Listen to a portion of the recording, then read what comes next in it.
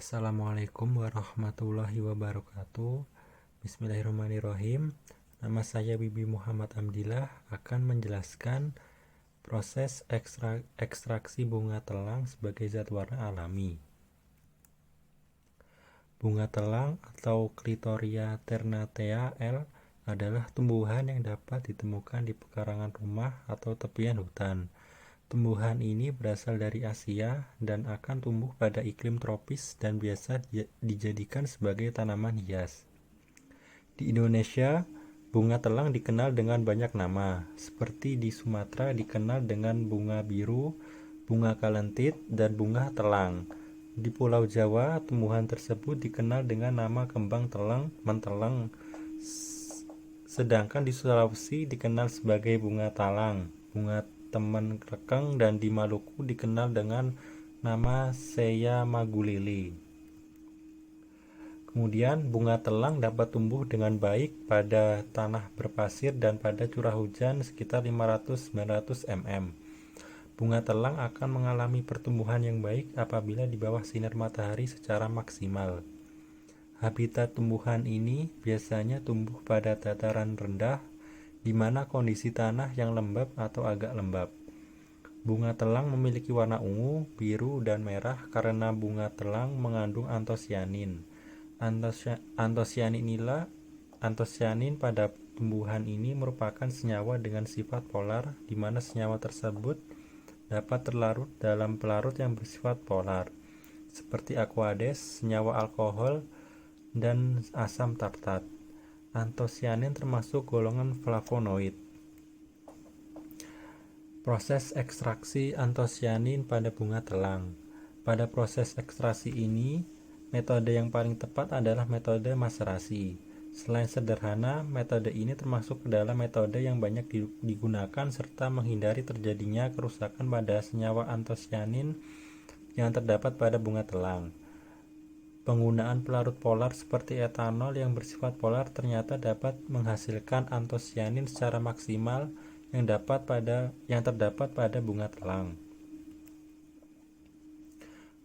Mengambil bunga telang yang telah mekar sempurna, itu proses yang pertama. Kemudian menjemur di tempat yang tidak terkena cahaya matahari karena kandungan zat warna dalam bunga akan berkurang apabila terpapar sinar UV secara langsung.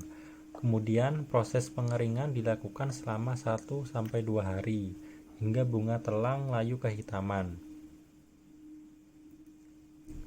Kemudian bunga telang yang telah layu dan kering dimasukkan ke dalam wadah atau gelas. Pada proses maserasi, larutan yang digunakan sebagai pelarut adalah etanol 70%, karena menurut teori etanol 70% lebih baik dalam menghasilkan senyawa antosianin daripada etanol dengan konsentrasi 50%. Dalam penambahan etanol, perbandingan harus 2:3, yaitu bunga 2:3 untuk etanol. Kemudian proses ekstraksi membutuhkan waktu sekitar 24-48 jam. Apabila bunga sudah terekstraksi secara maksimal, maka larutan etanol akan berubah menjadi warna biru tua. Kemudian penyaringan dilakukan dan didapatkan ekstrak antosianin sekitar 400 ml. Pencelupan pada katun 100%. Yang pertama, siapkan larutan antosianin.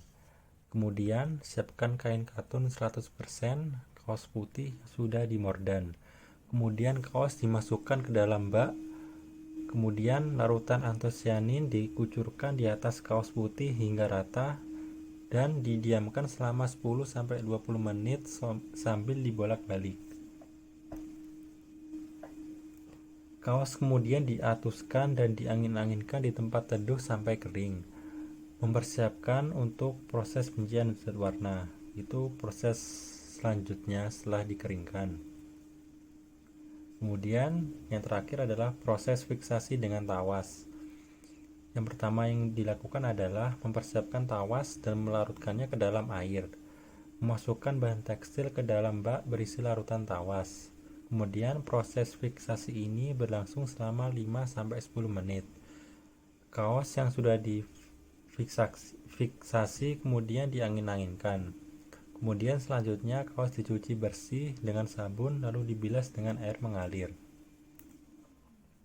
Kesimpulan dan hasil pada proses pewarnaan ini adalah: pertama, antosianin yang berhasil diekstrak tidaklah banyak karena keterbatasan tanaman bunga telang, sehingga hanya menghasilkan ekstrak tidak lebih dari 500 ml. Kemudian yang kedua, pengambilan antosianin menggunakan metode maserasi sangat mudah dilakukan karena hanya membutuhkan alat yang sederhana dan bahan-bahan yang dibutuhkan memiliki harga yang sangat terjangkau. Yang ketiga, hasil dari pewarnaan kali ini bisa dibilang tidak berhasil atau 90% gagal karena warna yang dihasilkan pada saat kaos diberi larutan antosianin berubah pada saat kain diangin-anginkan selama beberapa menit. Kaos yang semula berwarna biru keunguan berubah pudar menjadi berwarna biru muda pucat. Hal tersebut dikarenakan larutan antosianin yang berbasis pada etanol menyebabkan mudah menguap di udara dengan cepat. Kemudian, pada saat proses fiksasi, zat warna mengalami kelunturan yang sangat signifikan. Hal ini disebabkan oleh larutan etanol yang bersifat polar ke dalam air, sehingga membentuk ikatan hidrogen. Alhasil, warna yang dihasilkan hanya tersisa 10%, yaitu berwarna biru muda, tipis, dari total warna yang tercipta pada awal kaos dicelupkan oleh larutan antosianin. Mungkin pewarnaan dengan larutan antosianin ini menghasilkan